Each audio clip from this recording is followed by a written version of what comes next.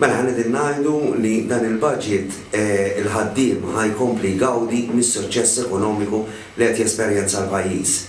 Il-ħidma konsistenti u kontinwa tal-Workers Union biex tissewwa l-inġustizzja li saret ma' eluf ta' ħaddiema fl-aħħar tat il-frott tagħha.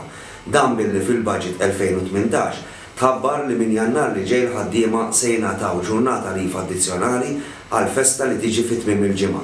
Fil-waqt li hija sodisfatta li fl-aħħar wara 12 sena ingħatat raġun fl-argumenti tagħha l-Workers Union tħeġġeġ lill-Gvern ħalli fis-snin li ġejjin ikompli bil-proċess biex il-festi kollha li jaħbtu fit-tmiem il-ġimgħa jiżdiedu ġranet mal-lif.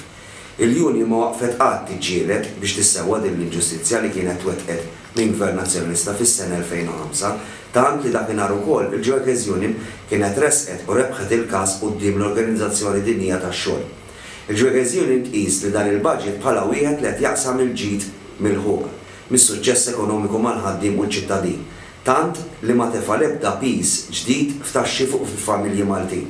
Huwa wkoll budget li qed jirrikonoxxi li l-ġustizzja soċjali trid timxi id fit ma' tkabbir tal-ekonomija bilan li ħadd ma jibqa' lura. Huwa ta' sodisfazzjoni wkoll il-fatt li f'dan il-budget għal darb'oħra il-Gvern reġa' ta' piż għal proposti imresqa fil-ġimgħat li għaddew mill-Workers Union għaliex għaraf li dawn il-proposti huma maħsuba biex kulħadd jibbenefika mit-titjib fil-livell ta' għixien tiegħu. Mod partikolari il-Workers Union tilqa' l-aħbar li l-Gvern wara l-kuraġġ u d-determinazzjoni li jindirizza l-problema tal-kirjiet. Dan billi se jirregolarizza il-mod kif isiru l-kirjiet u jdaħħal iktar kontabilità u sigurtà f'dan il-qasam. Il-miżuri mħabbra flimkien ma' konsultazzjoni pubblika qed tagħti indikazzjoni li l-Gvern se jħares l-interessi tal-ġenerazzjoni preżenti u tal-ġejjieni biex jiggarantilhom kundizzjonijiet ġusti għal kirjiet tal-post fejn jgħixu. F'dan l-istess waqt li se jkompli inċentiva lil min jixtri l-ewwel jew it-tieni dar tiegħu. Minn barra dan fost miżuri oħra l-budget inkluda wkoll proposta oħra li resqet il-Workers Union biex jiżdiedu l-pensjonijiet kollha kontributorji u mhux, inklużi l-pensjoni massima li ilha ma tiżdied għal diversi snin ħlifa l-żieda għall-għoli tal-ħajja.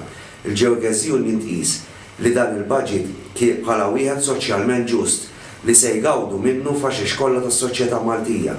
Budget li rrikonoxxa is-sem li taw il-ħaddiema biex dawn l-aħħar snin tinbidel ir-roda ekonomika u bħala pajjiż naraw titjib fil-qagħda soċjali tal-poplu. Titjib li kien irrikonoxxut saħansitra minn aġenziji ta' kreditu internazzjonali magħrufa. Din hija l-ewwel reazzjoni tal-Workers Union għal budget 2018 u fil-jiem li ġejjin il-Kunsill Nazzjonali se jkun qed joħroġ ir-reazzjoni uffiċjali.